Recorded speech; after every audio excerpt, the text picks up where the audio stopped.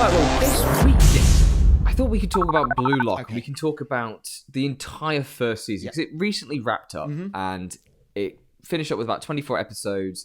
It aired consecutively, which is quite rare for a shonen anime. Why do they usually go out of order? in What do you this mean they sphere. aired consecutively? Well, because more recently, we're getting more long-form shonen shows that are breaking itself up into smaller seasons, or they'll release season 1, part 1, and then they'll split the core. So they'll do 12 episodes in a row, and then they'll have a break for a few months whilst the animators desperately try to catch up with the end of it. Yeah, so there were no breaks here. It just Second half aired all of the the way season. through. Okay, cool. It just went bang, bang, bang, all 24 episodes. So what is Blue Lock? What are we looking at here? Okay, so Blue Lock is a show about football, soccer, and the whole point of it is it's an organization that is set up to create Japan's best ever striker to put on the world stage, because Japan traditionally haven't really been competing at an international level until very recently, and they sort of praise the recent success of the Japan squad, and very valid and very the 2018 squad, very well earned, praise for the Japanese squad. But they want to push it that bit further, and they need a killer striker, which is what they consider themselves not to have. So they're going to put into motion Blue Lock, which is a development program for the best youth strikers of Japan, and they're going to work them to the bone, pit them against each other in a knockout tournament style arena to see who comes out on top, and hopefully sort of unleash their capabilities through all the trials and tribulations that they have to go through. Yes. And so the ultimate egotist. Yeah, set them apart from the rest to win Blue Lock and become Japan's #1 best striker and send them on to World Cup victory and glory. That is the premise, and it's set up by this That is the premise. maniac dude, creepy host guy. Ego. He's called Ego. Ego Jinpachi. He is completely unhinged, and I love him so much. When his little goblin sitting in his room eating his yakisoba and being like, "We're gonna create the ultimate striker, don't you know? Oh yes, give us more money for this technology that we'll use only here in Blue Lock." Yeah, it's an interesting setup and concept. I especially like the fact that most sports anime, the stakes and the drive for our protagonists come from, I've got to win the next game. I've got to work with my team, and I've got to power of friendship my way through to win this match against like insurmountable odds. And then Blue Lock, on paper, when Ego explains, if you lose here, if you win here, you're on the under-20s national team. Amazing, great, cool, a goal to work for. If you lose, you never, ever get to play for the Japan team. Yeah. Now, on paper, that's pretty low stakes. Like, you could still join a local club. You could still go international. Like we see, there's a couple of guys. There's a guy called Sae from Japan who works abroad and plays abroad. Yeah. So this isn't like oh my god, it's not a career-ending die in the thing. football. No, I die in real life. This is my process. Yeah. Okay, so what do you mean that you say on paper? That's where I left it. I was like, yeah, it's not that big a deal. So where's your logic going?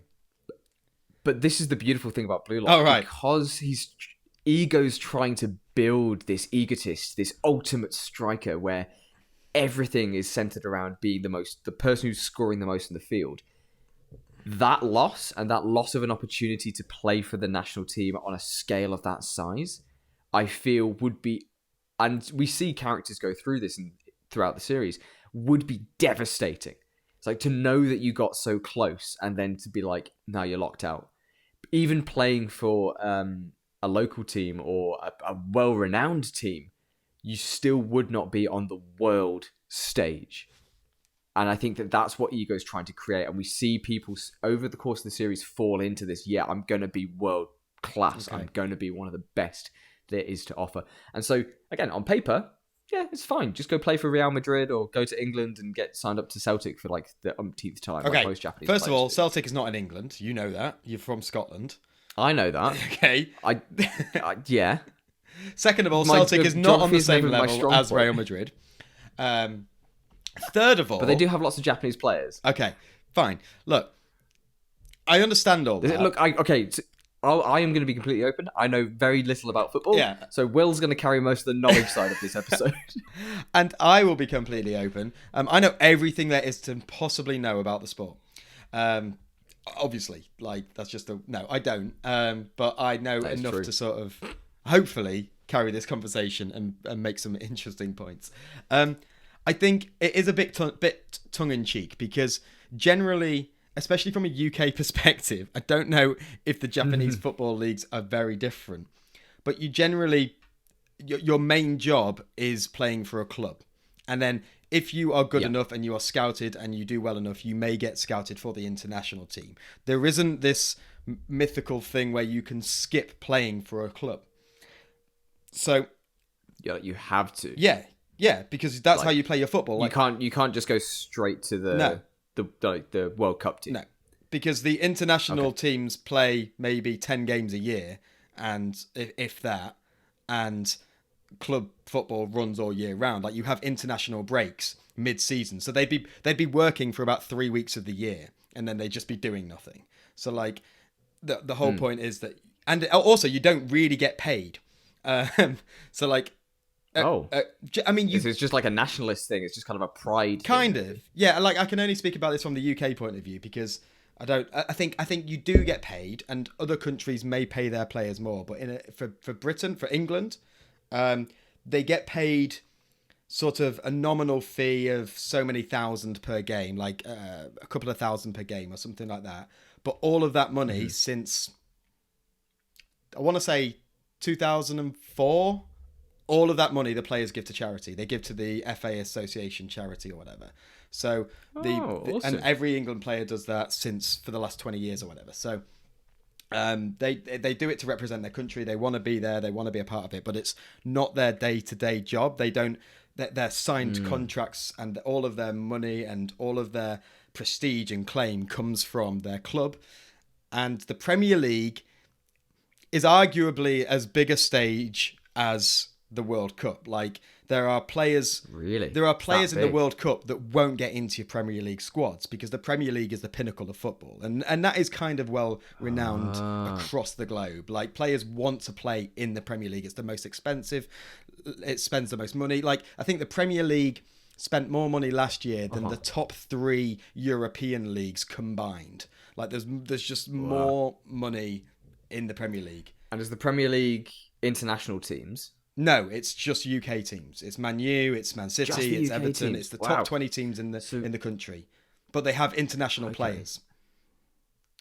Yeah. Okay. So in the show we meet an older player called Saye, and he talks about how he wants to win the Champions League. Yeah. The Champions League is separate, so that's a cup competition. So you have leagues so the Champions League is arguably the pinnacle. It's like another level above the Premier League. So the Premier League is the Premier League's the pinnacle, but above that pinnacle is the next pinnacle. Yeah. Yeah. See, if they made a show about actual football, then it's pretty damn cool because there's so many tiers that you can go through. But the Champions League is the best teams in Europe. So the Premier League gets 4 teams out of the 20, the top 4 teams, first, second, third, and fourth, go into a knockout competition with the top teams from Europe, and they battle it out to see who's the best in Europe. And that is usually won by people like Man City, Liverpool won it last year, I think, Real Madrid, Barcelona, Inter Milan, big, huge European football clubs. And, the Premier League produces a lot of those, but Spain and some other, the thing is, this proves that the Premier League's the best league because they get 4 places in the Champions League because it's deemed to be so good. Most other leagues get 1 or 2 places from their division. But the rest of Europe, because they're they might have 4. Like Scotland, I think only gets 1 place. So like Celtic are sometimes in. I'm second guessing myself, but I'm sure they only get 1 place. So they do they even get into the Champions League, or do they get into the Europa League? I don't know. Don't know enough about it. Don't really watch the Champions League. There's so many leagues, but it's pinnacle. Pinnacle football. Anyway, Blue Lock. They want to play for the international team. Okay, they do. They want to get onto that under 21s, the under 20s team, and then onto the world stage and get on out there. Yeah. So, question to you as you were watching through this. Obviously, compared to other shows that we've looked at and have maybe watched in our own time, like Haikyuu or Prince of Stride, other sports anime that we've watched. Yeah. What did you think about the twist that we're not here to work as a team? It's just individuals. Like we talked about it up top. We're making an egotist. We're making a killer striker. So they've just got loads of strikers. Being kind of yeah. And the idea of having an 11 striker team, which I on rewatching was like, actually no, this is stupid. How does that work? It is stupid. Yeah. From a footballing perspective, I find it really hard. I find it really hard to decide to make my mind up about this, because I find it entertaining and I find the concept quite intriguing.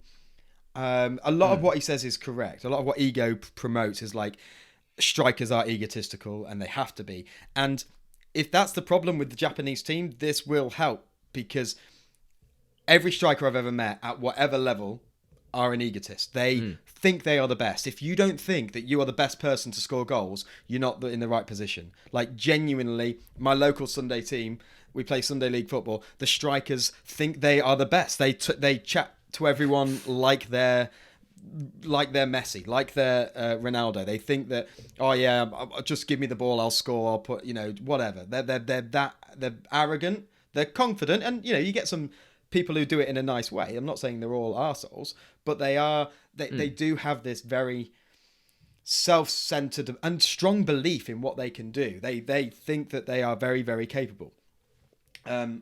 Sometimes rightly, so that sometimes kind of wrongly. Does track. It does track, absolutely. I don't think you can be, especially at the top level. You look at any of the best strikers, they are so confident in their ability. They trust themselves, back themselves every time, and they want to score and they want to put the ball in the net. So they back that up a lot with, and I quite like this as a viewer who doesn't follow football. They use Ego quotes a lot of actual football players, and that really, again, egotistical and believing the hype stuff. It was like Pele, I think it was Pele, said forward, defender, goalkeeper, midfielder. I'm the best. Doesn't matter who the best is because it's going to be me. Yeah, it's like, and I'm like, he believes his own hype. That is amazing. Yeah. Pele could have done it all, to be fair. He was amazing. He was kind of one of a kind. But interestingly, like, they mention Messi, they mention Ronaldo and stuff. Ronaldo's never won the World Cup. Messi only won it last year. Like, it's not like they're... Yeah, it's recent, right? Yeah. My biggest concern with this is strikers don't make a team. Like, you need a good striker, and without someone who can score goals, you're going to be screwed. But goals, especially in the modern day, they come from all over the pitch. Midfielders score loads now, and you have attacking wingers, and you have big centre-backs that can score from corners, and, John Stones scored yesterday for Man City, who's their centre-back, and it was a volley from the edge of the area. Like, you need versatility across the pitch. Do you need to build it around a striker? Often you do.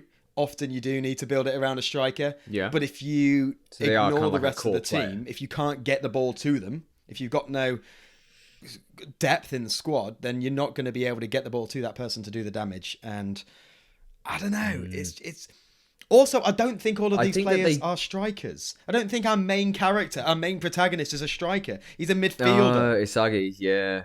Yeah. And we see this as the series goes on with Isagi. Like, and that's something that I really enjoyed about Blue Lock, is the idea that, for me, looking in as an outsider who doesn't play or really watch football, to see Isagi create all these opportunities for goals, like even in the first few episodes, we see that he automatically passes.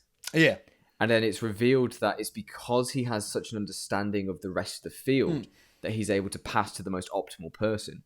But then the way that the show takes that idea, like, he's the ultimate support character. Yeah. He's there to analyze, set goals up, and be the guy. He's the facilitator. Yeah, again, he's sets everything up. Yeah, and that's what's fascinating. Conductor. Yeah, the conductor of the orchestra. Yeah, but that's not who he wants to be. He wants to be the guy. He wants to be the scorer. Yeah, and to watch how he uses that ability, his weapon, as the show calls it, and to turn that into something that he can use so that he gets to score the goals. Arguably, I would imagine for most other people who aren't in this situation, you realize that you are the person who sets up every goal. Like, if you think Kageyama from Haikyuu, he's the setter. He sets up the perfect ball every time, and that's his role, and he loves that role because he doesn't often spike and score the goals, but he knows that without him, the team falls apart. Whereas Isagi doesn't fall into that. He goes, no, how can I go beyond this? How can I push myself? How can I use this ability to turn myself into the ultimate striker? And I find that really just engaging because it is the underdog story, not just from he's physically weaker, but his weapon and his ability don't work in the context of a striker until he literally, and the visual is there like every episode of him breaking himself into puzzle pieces. Yeah, but he's just Sylar, isn't he, from Heroes? Like, this is his power. He just looks at... I'm going to devour you. He's just going to devour other people and take their powers. And it's not how football works. Like, that's not how sports works. Like, I get it's anime. What do you mean? This is so realistic. I get that it's anime, but at the same time, the whole point is, right, when you play football and any sport, you learn and grow and develop, not by being smarter than people. You learn by practice. You learn by training your mind and your body to think quicker, to work through problems instantaneously. And it's all built on like muscle memory, reaction speed. And yeah, there are decisions being made, but they're not being thought through and weighed in the same way that they're dictated here. And I know that's anime. You know, we're going to stop and we're going to have a monologue and we're going to talk about it. It's 3 seconds, but I'm going to talk for 2 minutes. Yeah. Yeah. But I just think it's all based on practice and practice of every element and building that muscle memory so that in that decision, in that moment, you don't have to make a decision. It's just instinct what you're going to do. And I guess that's kind of what it's illustrating in that he's noticing these things, but it's done on such a rapid scale. Like, this is like, you don't learn those things in one moment in one game and then be able to embed it because you haven't conditioned your body or your mind in order to do it. And he's doing it instantaneously. And it's like every game he's picking up something new. Yeah. And I don't know, I just feel like it's almost a bit of a mockery to training and practice and sort of the levels that these people that professionals go to become these phenomenal things. It's like, oh, this kid can just look at someone, see it, and then do it. Well, that's what people do every week on their sofa. They watch people do it and they go, look, he can do this, and analyze it. And he's just the one in a million that I guess can harness it. And that's what the whole point of the show is. But it's not really, it's not fair. It shouldn't be like that. Yeah. And it is that at the end of the day. It's there to entertain, it's there to be hyperbolic, it's there to be... They're also far too good. You can't just... Like, they don't miss the goal. You can't just have him... Nobody misses a shot. There's a few that... Yeah, true. It's like, as soon as you like... But they do talk about it, right? They talk about the equation for a goal and how to create the perfect conditions that will make your weapon work every time. So when we think of Barrow, who joins Isagi's team later on, his thing is, if I get within, I think it's like 20 feet or something, and I'm like in this arc... I think it's like 30 meters. Like, he's or 30 yards. Like, he is striking that ball from like the middle of the pitch almost. He is so far out and scoring every time. He extends it again, doesn't he? Like, he has it and then later on he takes a risk and he like almost doubles the distance, and it's like, oh, well, I'm glad that worked. Yeah. All right, let's do that again. Let's just do that every time. Yeah. But this is the heat and the passion that is shown in sports manga. It is in the moment of I've got the game you're learning and evolving. I've got to accept that. But I do understand. I think that the show does take a few moments to actually call out the actual training and stuff. We see that Isagi chooses to go and train rather than sleep a lot of the time, or Yeah. like he wakes up early to do extra training. In the Blue Lock additional times that happen after the credits, often we see the there's characters stuff after the more credits? chill. Yeah. I'm joking. I watched it. I really hope you're joking. Yeah. I was like, I love additional time. It's so cute. Yeah, it is good. But often we'll see characters working out, or that like their daily schedules and how they go about things. And yes, Learning the time scale English. is very, very condensed. Yeah, learning English. What did you think of the awful English in the last few episodes from the international? Apart from the random British dude, just a random dead ass English guy. Harry Just like, yeah. Yeah. Oh, it was so funny. It was funny. Yeah, it was a bit jarring, to be honest. I was like, everybody else is clearly a Japanese person trying to do like just speak English and just get through the English, and then it's just like an actual just English dude with a fairly common accent, just like, hello, it's me, I'm here in Anime BLUELOCK, haha. What? Yeah. That whole thing was quite fun. I like that they played against the pros and they just got demolished. Absolutely smashed. Yeah. There's a mode on FIFA, actually I don't even know if it's there because I haven't looked. Is this the Classic 11? No, That's something different. I don't know what it's called. Actually. It was on last year's game. I haven't looked for it on this year's game. I just haven't, because just haven't seen it.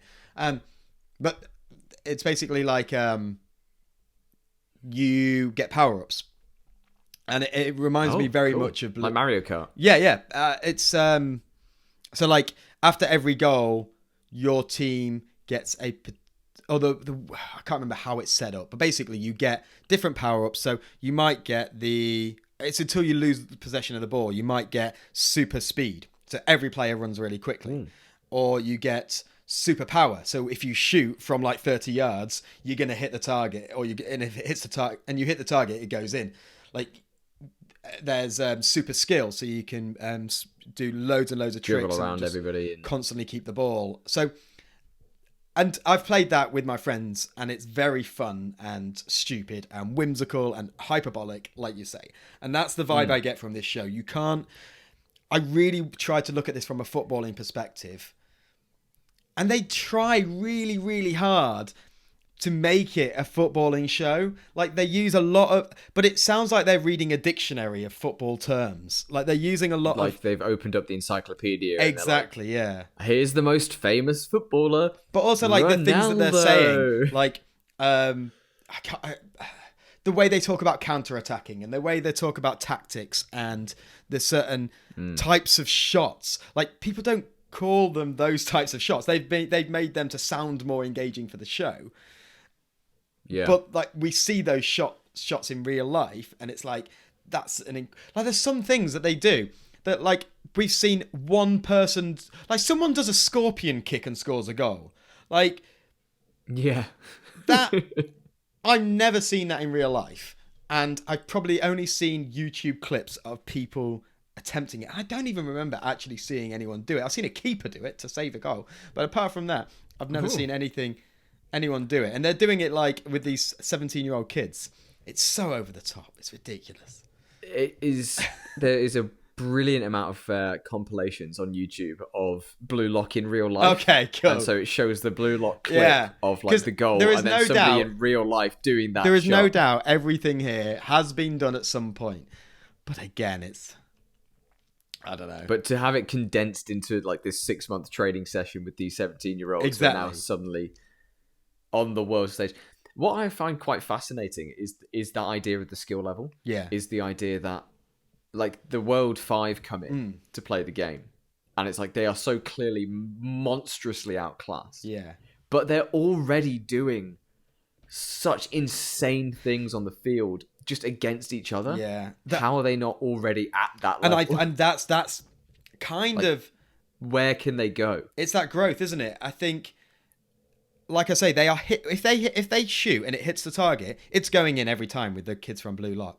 And to me, that's not realistic. Pros miss the target every single week. You see, the best strikers in the world miss the target, hit the post. They don't score every single time. Yet you've got these 17-year-olds in this training camp hitting the target and scoring every single time. You know, I think I saw the AI keeper make 2 or 3 saves in the whole series, and everything else was buried. Because they're training against BLUELOCK man. Yeah, but he's supposed to be he's equivalent to a professional goalkeeper. That's what they say.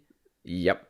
And yet he never comes off his line. Scoring every time. He never comes out of his 6-yard box to claim the ball, which is like fundamental in keeping. You come claim the ball if 101. Yeah. I think after episode 5 or so, yeah, that's when they just go, yeah, nah, we're just not gonna hit the post anymore. Yeah. I think there's maybe one more post hit in the whole rest of the season. Yeah. And then it leads into another. It's like they hit the post and it goes back, and then they counter again, and it gets blocked, and then they counter a third time, because you've got to have the hype keep building. Otherwise, why bother? Yeah, so I think you're right about the power levels there. Like with all we got from the pros is that they're better at doing it than they are, so they're quicker, I guess. They're more efficient and they're quicker and more powerful than doing the same things, but they can still do all of those things already, which to me is a bit of a cop out. And I think they struggled animating that, to be fair, because they didn't give BLUELOCK any of the ball. It'd have been nice to have seen them try. Yeah, it was just all focused on fight. net, goal, and then they didn't give much to BLUELOCK to come back at, apart from that first goal, which I know is supposed to the first goal, and it's like, yay, it's supposed to illustrate, but then it's after that they're like just miles. There's no point even watching; they're just dominating. But we see in BLUELOCK, and just like in a real football match, the opposing team who just let in a goal, they start with the ball. So it would have been nice to have seen BLUELOCK start with the ball, and then the professionals, and then see how it got taken. Yeah, dominate the possession and stuff, because they're all strikers as well, and they haven't been trained in BLUELOCK. So arguably, the professionals aren't. They should be doing what happened in the first few episodes. Yeah, the teams are all disorganized, and they should all just be. But they don't egotistical. But their ego, they don't need to prove anything for this ego, because they've already made it. This is nothing to them. So I think. Yeah. From that side of it, I can understand them being a bit more flamboyant and sort of it's like them playing with kids. They're just sort of knocking it around, having a bit of fun. But but they shouldn't be able to necessarily defend at all, because they don't train for that whatsoever. Maybe that's it though. Again, because it's such a short, I guess, arc, the playing against the World 5. If they're just attacking every time. If their attack is so overwhelming, and we see the mental state of the rest of Isagi's team, it's like, oh, we are being pushed back. Sam? Yes. Oh. You froze. Don't scare me. Yeah, you're back now, but you froze for a good 5-10 seconds. Okay. I'm just going to keep going. So their attack is so. What you're saying is an attack, a good defense is a strong offense, and that is a fair assessment. Vice versa, a good offense is a good defense. No, they don't defend, right? But they defend by attacking. Yeah, so if you want a good offense is a good defense. No, but they haven't got a good defense. You're saying no, because their offense is so good, a good offense. Is a good defense. So yeah, you're just stating a fact that a good offense is a good defense. But in my logic, they're looking for the defense. We're looking for the defense. So a good defense is a good offense. So we don't need to defend. We're gonna go on the offensive. That's no, yeah, because that's not how the phrase works. Yes, it is. Look, if Max from Beyblade has taught me anything, it's that the phrase "a good defense is a good offense" means if you defend really well, then your attack is really good. So in the case of the World 5, their attack is really good, thus their defense is really good. Yes. So a good offense is a good defense. I disagree, but because they're not defending. Exactly. They're attacking. So so you agree that their offense is good. Yes, I do. Therefore, their defense is good. Yes. So it's that. It's not the other way around. But if you're looking for a good defense, then you start with We're not looking for a good defense, Will. Of course we are. We're looking for a good offense. Because they're just attacking. And that's why the defense is good. Yeah. Because they're not defending. Agreed. They're just so we attacking. agree that I'm right. Thank you. Brilliant. Why are you... Right. This doesn't make any sense. Anyway. World 5, stakes, humbled. I wanted to ask you about the first episode. Okay, yeah. I'll try and cast my mind back to the first episode. Different to the manga, if I remember. I haven't read the manga, so if you've read the manga, then that goes over to you. I haven't. I was looking up stuff earlier, and apparently the manga doesn't start with his game at the beginning. It starts with the pitch to the organization for Blue Lock from the lady. Oh, him getting the letter. No, not even. Her doing the pitch to the boardroom meeting. Yeah, the boardroom meeting. That's how it starts in the manga. From the one article I read, please, if I'm wrong, let me know. But that's So they completely they don't do that whole.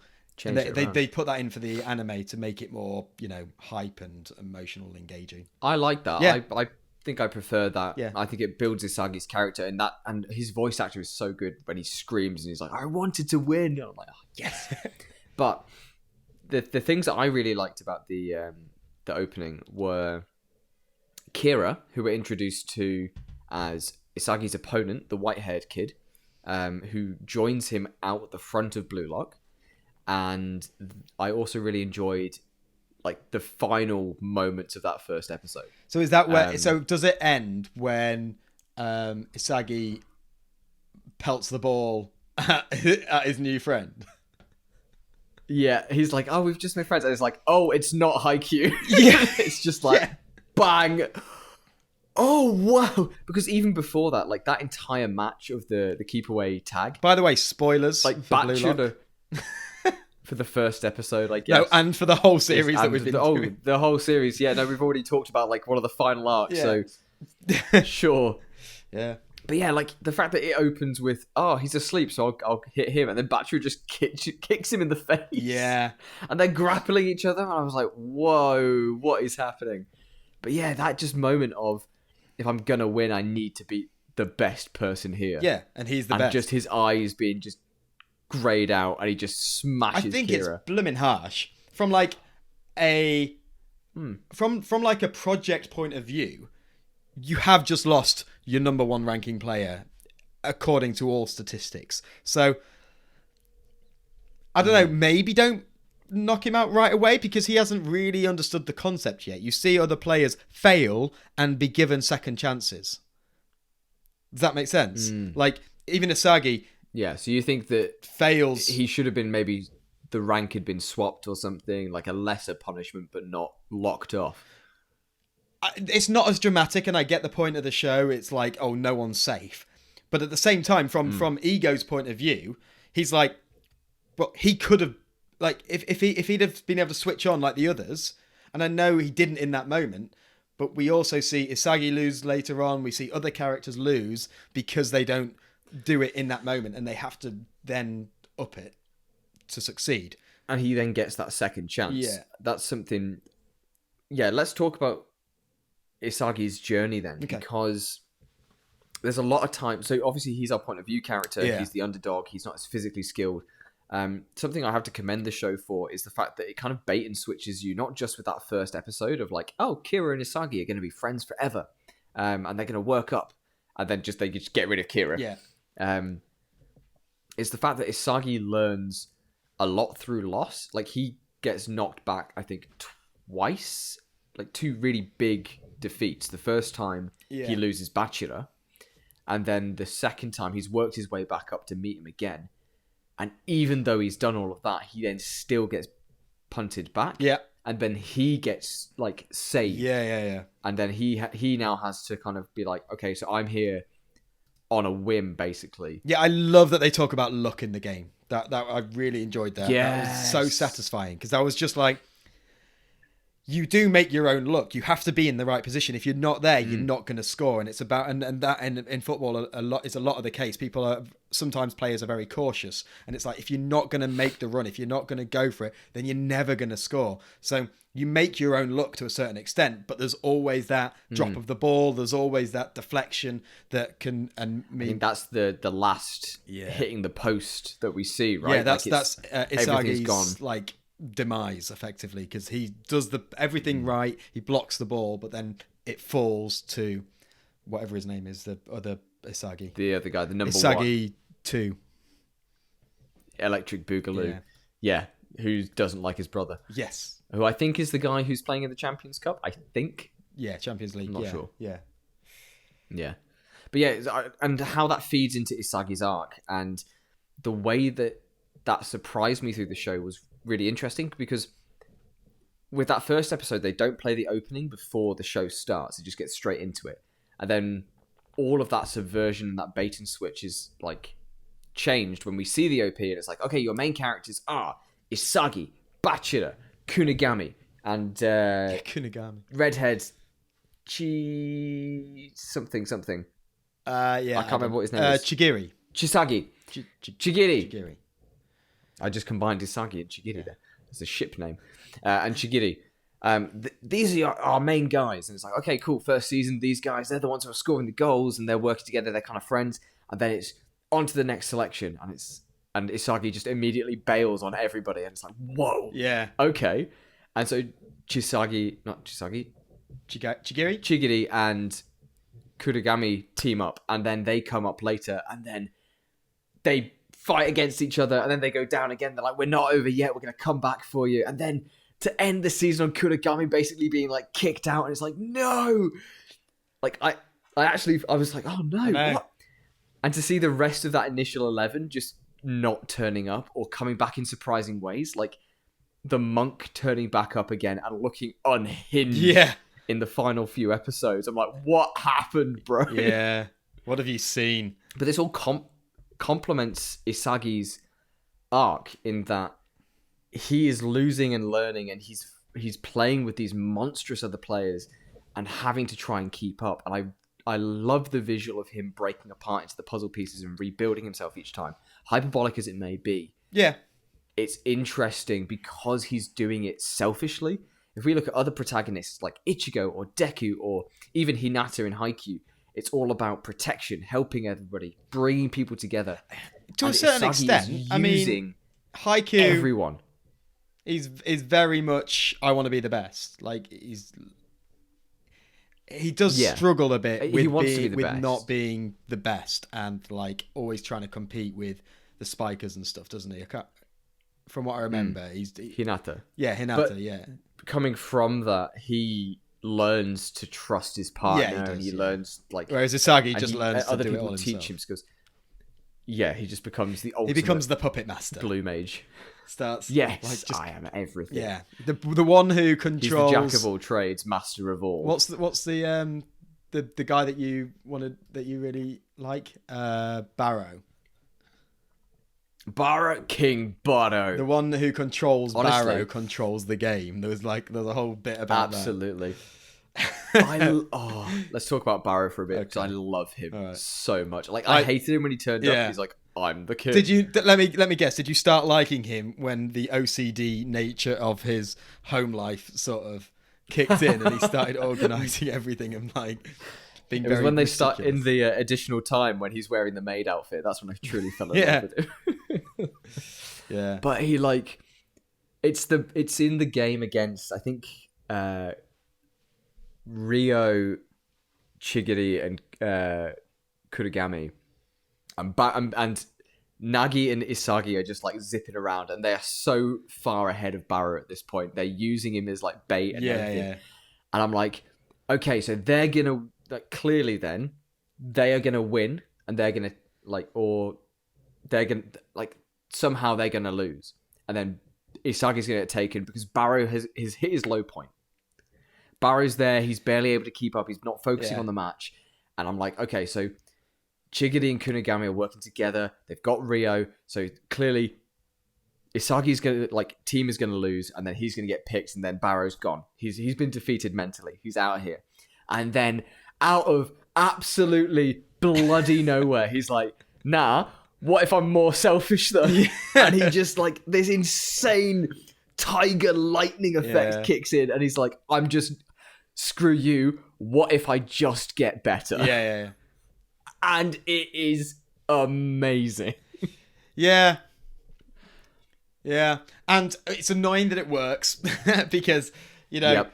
you Because see. he is an arsehole. Well, yeah, but you also see it a lot in real life.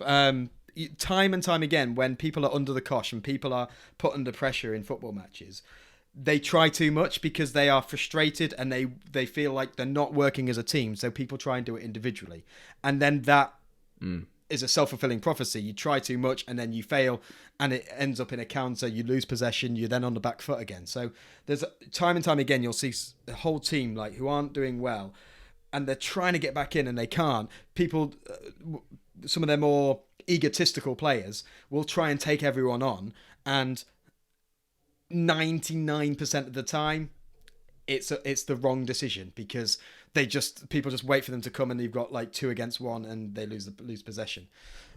You see it so often, and then in this when it's like 3 on 3 or 4 on 4, it's doable because you haven't got 11 players against you. You haven't got experienced defenders that are going to stop you.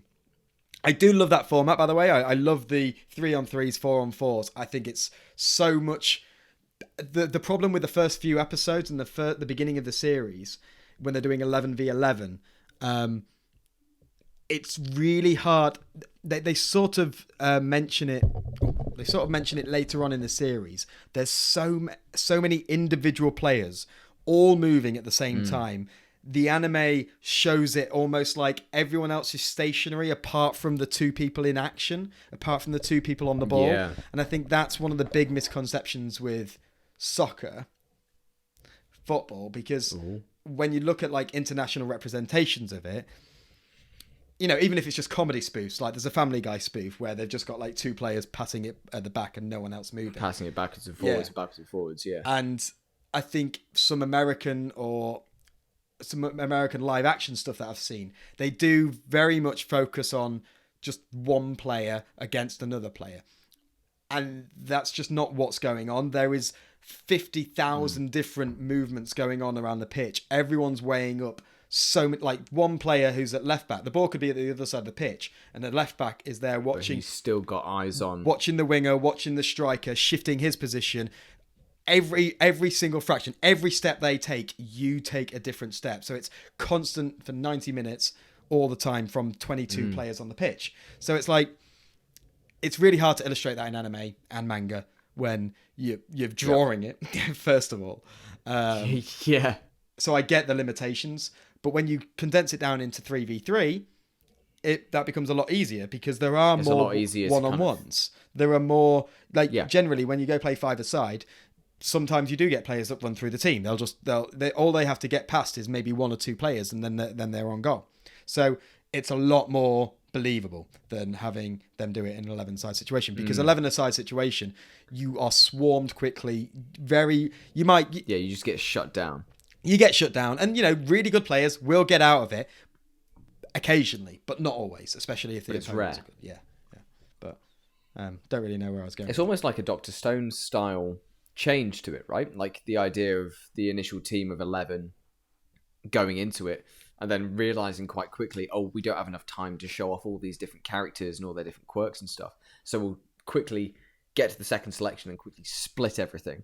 And so now they're off on their own in 2s and 3s, and maybe some of those initial 11 will come back on opposing teams. It's an interesting comparison. Play against them.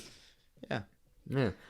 Like, they're not changing the protagonist, obviously, but they're changing the format enough that it's like, okay, now we can laser focus on the people who are important to move the story forward at the time. Yeah. Which is pretty good.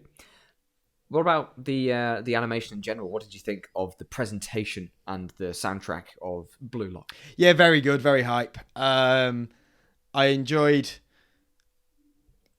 90% of the action stuff. I thought some bits, because I binged this, some bits that kept coming back, I was a bit like, okay, so like the puzzle pieces I thought were really clever. And I don't think they overused it, but just because I watched them in quite quick succession.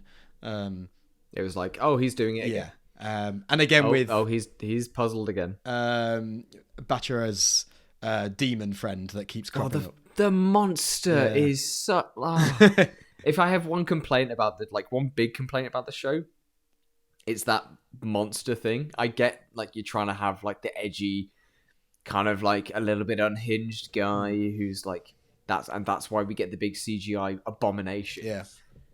But just say that he's good at soccer. Just say that he's lonely. You don't need the monster inside you.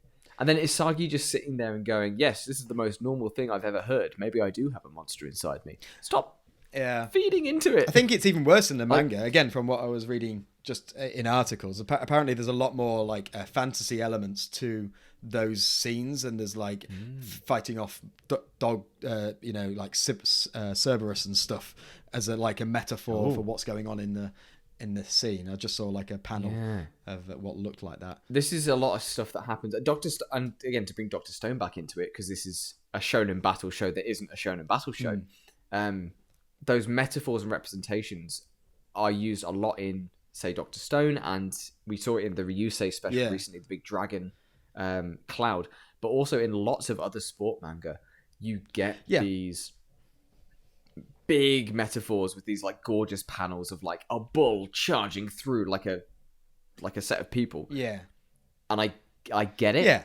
But I feel like in the case of Bachira, when everything else is kind of, I don't know, just quite like grounded. This general aura and vibe. Yeah, quite grounded. And then him to come in being like, I've got a monster inside of me, and he tells me how to play football, and he's not sectioned like immediately. Yeah. I'm thinking, okay. But I like Bachira. Bachira as a character, I really, really like. I just don't like the monster. I don't like. But luckily, again, maybe because the author realizes that, or maybe this is stupid, or maybe like it's not resonating as much. The monster goes by the end of the season. Yeah. The monster is gone, and he's moved on from it. And I get, like, he's harnessed his own monster within. Yeah, he is the monster. But I did like that sort of look back at himself and the comparison to how he was before, because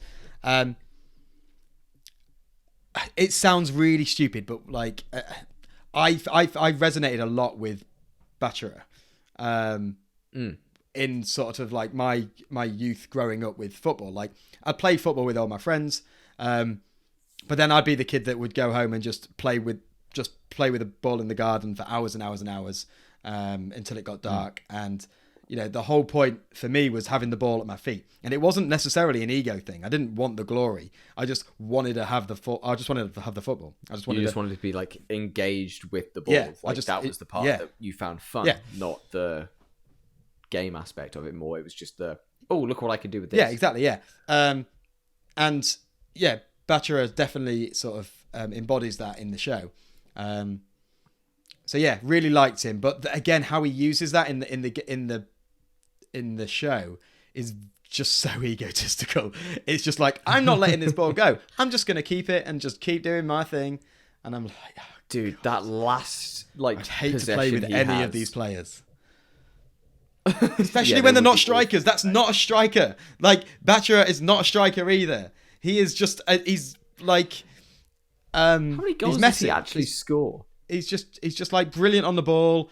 He's a midfielder. He's an attacking midfielder. Don't get me wrong. Like he's not defensive, but he's not out and out striker. There's only like 5 out and out strikers in this. There's Kunigami, who's a good striker. There's Barrow, just to blast it into the net. Yeah. There's Barrow. Yeah. Nagi, or is Nagi? Technical difficulties. Nagi is mild. I would say.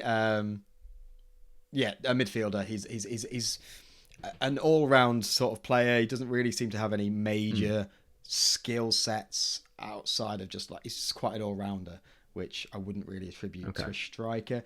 You do get strikers that are very all-round, but they're not usually the best of the best, especially when it comes to goal scoring. The best of the best. You want just cream of the... You just want someone who can bang in goals. Like, that's all you need. Someone who will score when you give them the ball. Because, again, strikers aren't generally running from deep. They're like last man, sort of like... Yeah, they're already there, right? It's like, get it to the person, they'll score. Yeah. That's something I did like in the early episodes when they first start playing as a quote-unquote striker team. Right. The idea that everybody's ego is there at the same time. Yeah. Everybody's going for the ball. And it takes Barrow with his just forceful, egotistical, I'm him attitude to just break through. And everyone's like, oh, well, if we pass to this guy, then we'll get through to the next round. Yeah. And it's like, I liked that progression. Like, even though it was dumb to have all these strikers on one team, I liked the idea that, well, the ones who then, like, become the king and link everything together are the ones who are going to go through to the next round. The idea that there has to be this one... It's tricky, though, isn't it? Because I hate to believe that. One dominating player. I hate to believe that, though. And because I don't think you need to believe that. I think it's just that's the show's vision, and maybe later down the line, Ego will be proven wrong. So far, he's just this goblin eating noodles in his cave, just looking at the data. But maybe that's going to be like the next big thing for Blue Lock. It will be that Isagi proves something about Ego's vision, or maybe they just go, no, we just need a superstar. Yeah, it's hard, isn't it? There's a lot of conflicting feelings inside between like wanting to watch an entertaining show and then also not wanting to give the wrong message. Like, to be fair, this isn't made necessarily for kids. There's quite a bit of profanity in there. There's quite a bit of bad language and a bit of violence in the start. Yeah, but that tends to die down. Yeah. And I think at least what they do is they make the egotistical side of it seem very manic and very sort of unappealing. It's like undesirable. Yeah. Which is good. It's like us looking in, it's like, wow, that guy is actually clinically insane. But for what Ego wants, it's like, well, that's what he's looking for. Yeah. So it's Okay. I think I'm a bit exhausted. I didn't want to mention VAR. They do talk about VAR. All the decisions will be handled by VAR. Yeah. Don't like that. Thank you very much. Get a real ref in there, please. No, very against VAR. No, because otherwise, then that would be an actual person that the children have to interact with. Yeah. I understand why they did it. It's a lot easier than having a ref there that can make wrong decisions and stuff, and that is a big reason why they brought VAR in. But also, like, VAR doesn't do every single foul. That's not like VAR isn't virtual assistant. I mean, it's a virtual assistant as in they're not there, but they're not AI. They are a real person just watching cameras. So it's a bit misleading. But I guess this whole thing is because it's very futuristic. Like you've got, but I'll tell you what, the whole thing is the tech, right? Yeah, the tech. It's almost like there is tech sci-fi. like this around, not to this degree, obviously, but like they not the real holograms or whatever. No, but they have these purpose-built arenas that are like you go in and it's screens all the way around that have play out real game scenarios with sort of AI things, and you have to pass it and pass the ball around the screen, hitting targets and stuff. Very virtual reality that Premier League clubs and stuff use. What's it called? Something bot. Soccer bot. Screen room. Soccer bot. If you look up soccer bot, you don't have to do it now. But soccer bot is one of the instruments that I know some clubs have used to sort of help bring, and they like score. They're able to score and have leaderboards and stuff for players, so that like players can sort of like hone their skills and see what needs to be done. And all like the tech in sports in football now is ridiculous. Everyone wears these interactive vests that like. You'll see them whenever. Wasn't there like I remember a few years ago it was like they wore, was it heart rate monitors or stuff? Like everybody's wearing. So everyone wears these like, little vests. They look like sports bras. Fitbits. And you know they wear them all over the Premier League at least, and then probably the Championship and stuff as well. It tracks heart rate. It tracks GPS, so it tracks how much you run a game. It tracks energy levels, and it tracks loads of stuff. It's really high. So I've just typed in SoccerBot 360. Oh yeah. Which is what I think is the thing. Yeah. And one of the top results is the team that you support. It's just like has popped up as like the number one result. All right, okay, so maybe there's a bit of bias about how I know about this particular one. Way to call me out, Sam. Oh, well, at least I didn't say where it was. I'm not doxing you. Just no one yet. else can just Google it. Anyway, doesn't matter. Yeah, so technology is big in sports. Shall we move on and leave it there? Yeah, I just wanted to shout out the OPs and EDs for this they're cool. before we leave. Yep, I really like them. The OPs in particular. The first one, like, it's by Unison Square Garden, who are one of my favorite bands from Japan, and they do like a really good job of making this kind of really creepy, middling part of the song, and then coming into like the hype bits at the end. And then the second OP is Judgment, and it's just a guy shouting Judgment for 1.5 minutes, right? And I love it. Yeah. And it's like, it's all about Isagi's there with the chains around him. He's like, I've lost Bachira, my one true love. How am I supposed to go on? And he's like, oh, wait, I'm going to do it by... And then the final frame of the OP is him, Isagi, with his deranged, like, I've done it. I've figured out how to win the game face. And I'm like, this is perfect. This is so good. And both of the EDs are really just relaxing. It's Isagi in various post-apocalyptic scenarios. Numbness like a in football stadiums. Numbness Like a Ginger by the same guys who did the first OP. Unison Square Garden. That's what I'm like, I was thinking. Yeah. What does that mean? I don't know, but I love it. Like, it's great. And then it comes like, numbness like a ginger, numbness like a ginger.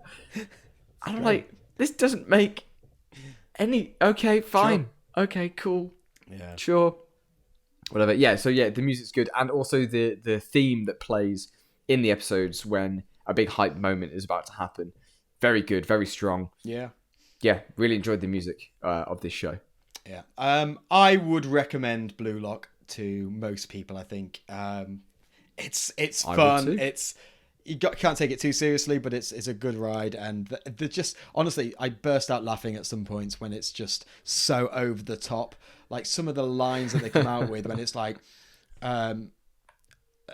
just launch when they just like establish they're launching a counterattack, or like towards the end of the series is like my direct back heel. It's like it's not my direct shot. And he's just like my direct back heel. They like, give what? all of their like shots superpower names, and it's like, yes, this is what I want. And just to you would go on, I was just going to say, just to establish to illustrate the hyperbolic nature of the show on that last episode, or one of the last episodes, one of the guys calls Isagi he's the savior of soccer. It's like, wow, that's a bold claim. I didn't realize soccer needed saving, here. But sure. Yeah, I thought it was doing pretty well, to be honest. Yeah. Sure, he can apparently not. Yeah. I guess maybe to wrap up, if you were to score this first season out of 10, 0.5s are allowed, what would you give Blue Lock? I would give this a 7.7. Wow, that's specific. Yeah. All right. Okay. Very good. Doesn't quite get to an 8, because I think an 8 I'm generally pleased with everything, but I think I always think like an 8 is like a very good. Yeah, I would say this is just shy of that, because there are things that I don't like about it, but I just enjoyed it so much that it's close to overriding a lot of those weaknesses.